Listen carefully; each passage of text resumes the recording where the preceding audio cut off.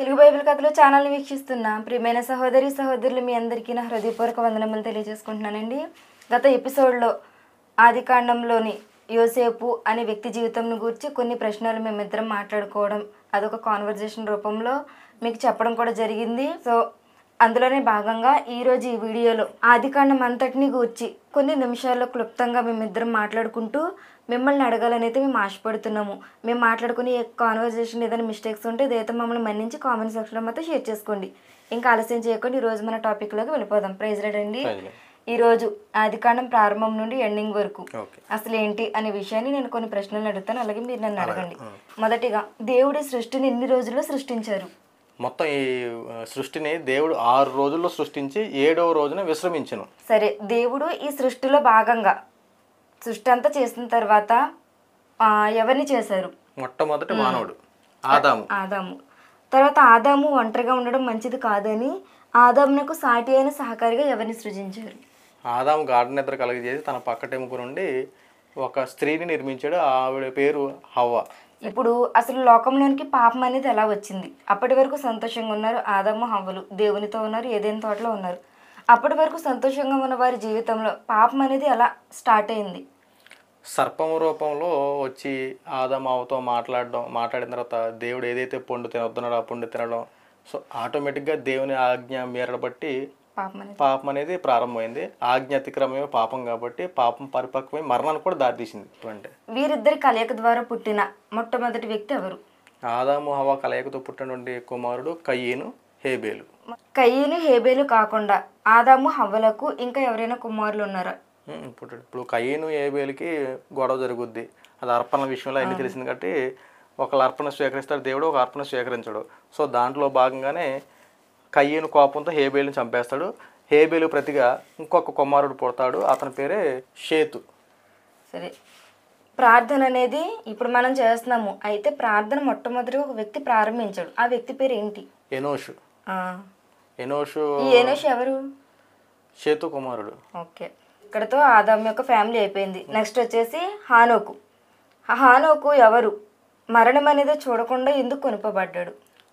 హనోకు పుట్టిన దగ్గర నుంచి దేవుని యందు భయభక్తులు కలిగి ఉండడం, దేవుని యొక్క అడుగుజాడల్లో ఉండడం, దేవునితోనే తన యొక్క జీవితాన్ని గడుపుకుంటూ ఇక అలాగ దేవునితో కొనుపోబడ్డాడు. అంటే ఇక లోకం వైపు చూడకుండా దేవుని వైపుతోనే నడుస్తూ దేవుని యొక్క ఆలోచనలు బట్టి ఉంటూ మొత్తం దేవునితో పయనం అయిపోయినట్టు కనపడతా ఉండదు. ఎక్కువ సంవత్సరాలు బ్రతికిన వ్యక్తి ఎవరు బైబిల్ గ్రంథంలో? బైబిల్ గ్రంథంలో ఎక్కువ సంవత్సరాలు బ్రతికిన వ్యక్తి మెతూషల. ఎన్ని సంవత్సరాలు? 969 సంవత్సరాలు. ఓహో. నెక్స్ట్ టాపిక్ వచ్చేసి నోవాహు. అంటే ఆ కాలంలో ఎంతో మంది ప్రజలు ఉండగా దేవుడు నోవాహుని ఎందుకు సెలెక్ట్ చేసుకున్నారు? నోవాహు ఇప్పుడు ప్రతి మనిషిలో ఏదో క్వాలిటీ ఉంటుంది. అలాగే నోవాహు అతను నీతిమంతుడు. అంటే ఈ మనుషులందరూ ఒక వ్యక్తి అయితే ఈ నోవాహు ఒకడే నీతిమంతుడుగా ఉన్నాడు. అంటే నీతిమంతుడు అంటే ఏంటి? దేవుని దృష్టిలో నీతిమంతుడుగా ఉన్నాడు. నోవాహుకి ఎంతమంది కుమారులు? నోవాహుకి పుట్టిన సంతానం 3: షేము, హాము, యాపేతు. అంటే ఇప్పుడు భూమి మీద జలప్రలయాన్ని దేవుడు రప్పించాడు. ఎన్ని రోజులు వర్షం అనేది భూమి మీదకి వచ్చింది? భూమి మీద వర్షం, ప్రచండమైన వర్షం 40 రోజులు కురిసింది. 40 రోజులు, 40 రాత్రులు, 40 పగలు కురిసింది. వర్షం కురిసిన తర్వాత నీళ్లు భూమి మీద ఎన్ని రోజులు ఉన్నాయి? భూమి మీద అప్పటికి వర్షం కురిసి ఆగిపోగా ఆ నీళ్లు ఇంకిపోవడానికి సుమారు 150 రోజులు పట్టింది. ఆ తర్వాత వర్షం ఇంకిపోయింది, నోవాహు కుటుంబం భూమి మీదకి వచ్చేసారు. దాని తర్వాత ఒక సందర్భం జరుగుతుంది. ఏంటంటే అక్కడ ఉన్న ప్రజలందరూ ఒకవేళ ఈ రకంగా జలప్రలయం వస్తే మమ్మల్ని మేము కాపాడుకోవాలని ఒక గోపురాన్ని కడతారు. ఆ గోపురాన్ని కట్టేటప్పుడు ఆ గోపురాన్ని కట్టకుండా దేవుడు ఒక సంఘటన అక్కడ చేస్తారు. అదేంటంటే అప్పటి వరకు ప్రపంచంలో అంతా ఒకే భాష ఉండేది. తర్వాత ఈ భాష తారుమారు అవ్వడం, ప్రాంతీయ భేదాలు రావడం, రకరకాలుగా దేవుడు మొత్తం తారుమారు చేయడం వల్ల అప్పటి వరకు ప్రపంచం అంతా ఒకటే భాష, అప్పటి నుంచి వేరైంది. అవును, వేరు కావడంతో అక్కడ మొత్తం జరిగింది. నెక్స్ట్ వచ్చేసి అబ్రహాం యొక్క భార్య పేరు ఏమిటి? శారా. ఇప్పుడు దేవుడు నేను చూపించే దేశానికి వెళ్ళు అని దేవుడు అబ్రహాంతో చెప్పాడు. వెళ్ళేటప్పుడు అది ఏ దేశం అబ్రహాముకి తెలుసా తెలీదా? అబ్రహాముకి తెలియదు. అబ్రహాముకి దేవుడు చెప్పింది ఒకటే, అబ్రహామా నేను చూపించు ప్రదేశానికి నువ్వు వెళ్ళిపో అని చెప్పని దేవుడు ఆ మార్గం అంటే వెళ్ళు అని చెప్పి అనగానే తూచా తప్పకుండా దేవుడు చెప్పిన ప్రకారంగా అలా సర్దుకొని వెంటనే తన భార్యను తీసుకొని విలేజ్ వెళ్ళిపోయాడు. ఎవరెవరు కలిసి వెళ్ళారు? అబ్రహాము, శారా, లోతు భార్య. సరే, ఇప్పుడు అబ్రహాము మరియు శారాల కలయిక ద్వారా పుట్టిన కుమారుని పేరు ఏమిటి?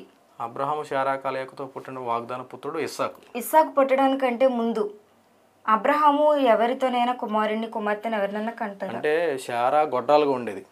అంటే దేవుడు నీకు సంతానం దయచేస్తానని కానీ సంతానం కలగపోయేపాటికి అప్పుడు శారా ఏమనుకుంటుందంటే సంతానం నాతో కాదేమో వేరొకరితో అని చెప్పి అనుకొని హాగరు తన దాసి అయిన హాగరుని అబ్రహాంతో శయనించడానికి పంపిస్తుంది. సో వాళ్ళ యొక్క కలయికతో పుట్టినటువంటి కుమారుడు ఇష్మాయేలు. దేవుడు అబ్రహాంతో ఒకటి అంటాడు, నీకు ఒక్కడైనా నీ కుమారుని నాకు బలిగా ఇమ్మని. ఆ టైంలో అబ్రహాం ఏం చేస్తాడు? ఇప్పుడు అబ్రహాము విశ్వాసానికి మారుపేరు. ఒక విషయం ఏంటంటే తండ్రి అయిన దేవుడు ఏది చెప్తే అది చేయడం తప్ప అబ్రహాంకి వేరే తెలియదు. అబ్రహాముని దేవుడు ఒకటే అడిగాడు, నాకు సంతానం కలగజేయమని చెప్పాడు, సంతానం కలగజేశాడు. కానీ ఇక్కడ దేవుడు ఒక్కటే అడిగాడు, కలిగినటువంటి నీ సంతానం నాకు బలిగా ఇవ్వంటంగానే ఇక రెండో మాట లేదు. తీసుకెళ్ళిపోడు మోరియా దేశాన్ని తీసుకెళ్ళాడు. ఆ మోరియా దేశంలో అక్కడ కట్టెలు పేర్చాడు, ఇస్సాకుని పెట్టాడు. బలి ఇవ్వడానికి ఆ కత్తి ఎత్తిలో నరకపోయేపాటికి ఆ పరలోకం నుండి ఒక స్వరం వినపడడం, అబ్రహాము ఆగు అంటంగానే నీ యొక్క విశ్వాసాన్ని మెచ్చితిని, నువ్వు దేవుని పరీక్షలో గెలిచాడు నువ్వు పుట్టినటువంటి కుమారుని కూడా వెనుక తీయకున్నావు కాబట్టి నీ విశ్వాసం గొప్పదయ్యా, నిన్ను జనములకు తండ్రికి చేస్తానని చెప్పి ఆశీర్వదించడం. ఇలాగా విశ్వాసానికి మారుపేరుగా దేవుని యందు భయభక్తులు కలిగినటువంటి వ్యక్తిగా అబ్రహాం నిలిచాడు. తర్వాత ఇస్సాకు వివాహం అయింది కదా, ఇస్సాకు యొక్క భార్య పేరు ఏంటి? ఇస్సాకు భార్య పేరు రెబ్కా. వీరిద్దరు కలయిక ద్వారా ఎంతమంది కుమారులు పుట్టారు? పుట్టే వారి పేర్లు ఏంటి? వీరిద్దరు కలయికతో పుట్టినటువంటి కవలలు పుట్టారు. ఈ కవలలు ఏంటంటే ఫస్ట్ బయటకు వచ్చినటువంటి వ్యక్తి ఏశావు, రెండోవాడు యాకోబు. ఇప్పుడు తిండి కోసం ఎవరు జ్యేష్ఠత్వాన్ని అమ్మేసుకుంటారు? ఇప్పుడు యాకోబు ఒక కలకూర వంటకం, చుక్కుడుకాయ సంథింగ్ బైబిల్ 2 రకాలుగా ఉంటుంది. ఆ వంట వండుతుంటే ఏశావు వస్తాడు, ఆ ఎర్రగా ఉన్నది నాకు పెట్టని చెప్పి అంటే ఇదే అదునుగా చూసుకున్నటువంటి యాకోబు నీ జ్యేష్ఠత్వాన్ని నాకు ఇచ్చే అని చెప్పి చాలా సందర్భం మనం ఆల్రెడీ చెప్పుకున్నాం కాబట్టి సింపుల్గా చెప్తున్నా. ఇలాగ నీ జ్యేష్ఠత్వాన్ని అంటగానే ఇచ్చి తిండి కోసం తన జ్యేష్ఠత్వాన్ని అమ్మేసుకున్నాడు ఏశావు. ఆ తర్వాత మోసం చేసి దీవెనలు కూడా సేమ్ మోసం. సరే, ఇలా మోసం చేసి పారిపోతాడు. ఎవరు? యాకోబు. పారిపోయిన తర్వాత ఎవరినైనా వివాహం చేసుకుంటాడా? యాకోబు ఇప్పుడు వాళ్ళ అమ్మగారు ఉన్నారు కదా రెబ్కా వాళ్ళ సహోదరుడు పలానా చోట ఉన్నాడు లాబాను, నా సహోదరుని దగ్గరికి వెళ్ళిపోని చెప్పండి. యాకోబు తన మామ దగ్గరికి వెళ్ళిపోతాడు. అక్కడ ఆ లాబానికి 2 కుమార్తెలు, లేయా, రాహేలు. అయితే యాకోబు వాళ్ళ మామ దగ్గరికి వెళ్ళినప్పుడు రాహేల్ని చూసి ఇష్టపడతాడు. అయితే రాహేల్ని పెళ్లి చేసుకుని చెప్పి ఆశపడతాడు. దానికోసం లాబాను దగ్గర మాట్లాడి 7 సంవత్సరాలు కొలువు చేస్తాడు. అయితే రాహేల్ని ఇవ్వకుండా లాబాను ఏం చేస్తాడంటే లేయా అనేస్తాడు. లేయా జబ్బు కండ్ల గలదని చెప్పి మనకు కనపడతా ఉంటుంది, కళ్ళు కొద్ద లోపం ఉంది. అయితే రాహేల్ మాత్రం సౌందర్యవతి గుణవతి అని కనపడుద్ది. అయితే రాహేల్ని చేసుకుంటానికి ఇష్టపడినటువంటి యాకోబు లాబాను మోసం చేస్తాడు. లేయాని తన యొక్క పడగదిలోకి యాకోబు పడగదిలో పంపించి ఆవిడతో శయనిస్తాడు. బయటకు వచ్చిన తర్వాత చూసిన తర్వాత లేయాని పంపించేవంటని చెప్పి మామతో గొడవాడతాడు. తర్వాత రాహేల్ కోసం కూడా ఇంకో 7 సంవత్సరాలు కొలువు చేయి, నీకు రాహేల్ని కూడా ఇస్తానని చెప్పని రాహేల్ని కూడా పెళ్లి చేసుకుని మొత్తం 14 సంవత్సరాలు కొలువు చేస్తాడు యాకోబు. ఇన్ని సంవత్సరాలు కొలువు చేసి చివరికి అక్క చెల్లెలు ఇద్దరిని వివాహం చేసుకుంటాడు. సో వీరి ద్వారా యాకోబు కలిగిన సంతానం ఎంతమంది? యాకోబు మొత్తం వాళ్ళ దాసీలే కానీ లేదంటే వాళ్ళకు ఉన్నటువంటి 2 భార్యలు కానీ మొత్తం 12 మంది సంతానం. వీళ్ళనే మనం ఇశ్రాయేలు గోత్రంగా కూడా మనం పిలుస్తాం. అంటే కుమారులేనా? కూతుర్లు ఎవరైనా? కూతురు కూడా కూతురు ఉంది, దేనా. అంటే మొత్తం 12 మంది కుమారులు, 1 కుమార్తె. ఇప్పుడు యాకోబు పేరు దేవుడు ఏ పేరుగా మార్చారు? యాకోబు పేరు ఇశ్రాయేలుగా మార్చడం తండ్రి దేవుడు మార్చాడు. ఇశ్రాయేలీలు 12 గోత్రాలు అంటే ఇక్కడతోనే స్టార్ట్ అయింది. దీని తర్వాత నెక్స్ట్ మన టాపిక్ అంటే యోసేపు అసలు ఎవరు? అంటే యోసేపు యాకోబు యొక్క ఎన్నో కుమారుడు? అసలు ఏంటి ఆ సందర్భం ఏంటి? యాకోబు 11వ వాడు, 12వ వాడు బెన్యామీను. అంటే యాకోబు రాహేలుకు పుట్టినటువంటి కుమారులు యోసేపు, బెన్యామీను. అంటే అప్పటి వరకు గొడ్రాలుగా ఉన్న తర్వాత బిడ్డలను కంటది కాబట్టి యాకోబుకి వృద్ధాప్య ముందు పుట్టినటువంటి కుమారుడు యోసేపు చాలా ఎక్కువగా ప్రేమించాడు.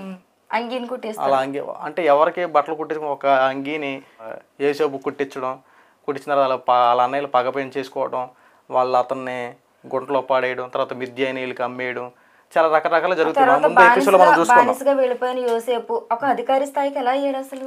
అంటే కలభావం అనేది ఒకటి కనబడుతుంది. అక్కడ చిన్న జైలు శిక్ష ఒకటి అనిపిస్తాడు యోసేపు. తర్వాత కలభావాన్ని రాజు వచ్చినట్టు కాలాన్ని తీరుస్తాడు. దాన్ని మెచ్చి రాజు ఏకంగా తన సలహాదారునిగా పెట్టుకుంటాడు. సలహాదారుని పెట్టుకుని ఆ కరువు రాబోతా ఉంది, రకరకాలు జరుగుతాయి అక్కడ సిచ్యువేషన్. అలా నేను మనం ముందే ఎపిసోడ్లో చెప్పుకున్నాం కదా యోసేపు గురించి, సో క్లుప్తంగా చెప్పుకున్నాం. అయితే ఆ కలభావాన్ని వివరించిన తర్వాత అన్న ప్రకారంగానే 7 సంవత్సరాలు కరువు వస్తుంది, 7 సంవత్సరాలు సమృద్ధిగా ఉంటుందని చెప్పి ఏదైతే చెప్పిన కలభావాన్ని వివరించిన తర్వాత యోసేపు మంచి ఒక పొజిషన్లో ఉంటాడు. అలాగే యాకోబు వాళ్ళు ఉండే ప్రాంతంలో కూడా అక్కడ కూడా కరువు వస్తుంది. మొత్తం వాళ్ళ ఫ్యామిలీ అంతా ఆహారం కోసం ఐగుప్తుకు వస్తారు. ఐగుప్తుకు వచ్చిన తర్వాత యోసేపు వీళ్ళందరూ కలుసుకుంటారు. కలుసుకున్న తర్వాత ఈ రాజు ఏం చేస్తారంటే ఇశ్రాయేల్ జనాంగాన్ని అందరికీ ఐగుప్తులోనే ఉండండి, మీకు రామశేషు అని చెప్పి ఒక ప్రాంతాన్ని మీకు ఏర్పాటు చేస్తా, మీరు అక్కడే వ్యాపారాలు చేసుకోండి, అక్కడే అభివృద్ధి చెందండి అని చెప్పి అప్పుడు ఫరో రాజు, యోసేపు, ఇశ్రాయేల్ జనాంగం, ఐగుప్తు జనాంగం అంతా కలిసిమెలిసి ఉండేవారు. ఏ ఇబ్బంది లేదు, అంతా బాగానే ఉంది. సరే ఫైనల్గా ఎంత బాగానే ఉంది కదా, అసలు ఇశ్రాయేలు బానిసలకు ఎలా అయ్యారు అంటే ఇప్పుడు ఇప్పటి వరకు ఎపిసోడ్ చేస్తే మీకు బాగా అర్థమవుతుంది. ఏంటంటే యోసేపు ఫరో ఇద్దరు ఉన్నప్పుడు ఇశ్రాయేలీలను ఇక్కడికి రమ్మని రామశేషు అనే ప్రాంతంలో అక్కడ పెడతాడు. పెట్టినంత వరకు బాగానే ఉంది. తర్వాత కొన్ని సంవత్సరాలకి యోసేపు చనిపోతాడు, అలాగే ఫరో రాజు కూడా చనిపోతాడు. ఆ తరువాత యోసేపు అంటే ఎవరో తెలియని ఒక రాజు ఇశ్రాయేలీలను అంటే ఐగుప్తు దేశాన్ని పరిపాలించడానికి వస్తాడు. అలా ఐగుప్తు దేశాన్ని పరిపాలించడానికి వచ్చినప్పుడు ఐగుప్తు దేశం అంతటిలో బలవంతులుగా లేదంటే ప్రతి విషయంలో బలంగా కలిగిన వారు ఎవరు అంటే రామశేషు అనే ప్రాంతంలో ఉన్నటువంటి ఇశ్రాయేలీలు. అది చూసినటువంటి ఫరో రాజు ఐగుప్తు దేశంలో మా వాళ్ళ కంటే ఎక్కడి నుండి వచ్చిన వీళ్ళు అధిక బలం కలిగి ఉన్నారు, ప్రతి దాంట్లో దేవుడు వీళ్ళని ఆశీర్వదిస్తున్నాడు అనే కోపంతో వాళ్ళని ఏం చేయాలనుకుంటాడంటే కఠినంగా హింసలు పెట్టేయాలి అనే ఉద్దేశంతో ఫరో ఏం చేస్తుందంటే అప్పటి వరకు ఎంతో సంతోషంగా ఉన్న ఇశ్రాయేలీలు అందరినీ బానిసత్వంలోకి నడిపించినట్లుగా, అంటే అప్పటి వరకు ఎంతో సంతోషంగా ఉన్నటువంటి వాళ్ళు కఠినమైన హింసలు పొందే విధంగా ఆ రాజు చేస్తాడు. సో అలా ఇశ్రాయేలీలు ఎంతో సంతోషంగా యోసేపు దగ్గర ఉండి సంతోషంగా ఉందామనుకున్న వారు యోసేపు చనిపోయిన తర్వాత అక్కడే బానిసలుగా అయిపోతారు. సో ఆ తర్వాత వీరు 430 సంవత్సరంలో కఠిన బానిసత్వంలో నివసించిన తరువాత వారు దేవునికి మొరపెట్టుకుంటారు. ఆ మొరను విన్న దేవుడు ఇశ్రాయేలీలను ఐగుప్తు యొక్క బానిసత్వం నుండి విడిపించడానికి ఒక వ్యక్తిని ఎన్నుకుంటాడు. సో ఆ వ్యక్తి ఎవరు, ఆ వ్యక్తి ఏంటి అనే విషయాలన్నీ కూడా రేపటి వీడియోలో మనం మాట్లాడుకుందాం. చూసారు కదండి, వీడియో వచ్చేసి ఆదికాండం స్టార్టింగ్ నుండి ఎండింగ్ వరకు ప్రతిదీ కూడా క్లుప్తంగా ఈ వీడియోలో చెప్పడం జరిగింది. ఒకవేళ మీరు ఈ విషయాలన్నీ పూర్తిగా తెలుసుకోవాలనుకుంటే ప్రీవియస్ వీడియోలన్నీ చెక్ చేస్తే మీకు ప్రతి విషయం కూడా క్లియర్గా అర్థమవుతుంది. చూసారు కదండి, ఈ వీడియో వచ్చేసి ఈ వీడియో కనుక మీకు నచ్చితే ఈ వీడియో లైక్ చేయండి, షేర్ చేయండి, తప్పనిసరిగా మన ఛానల్ని సబ్స్క్రైబ్ చేసుకోండి.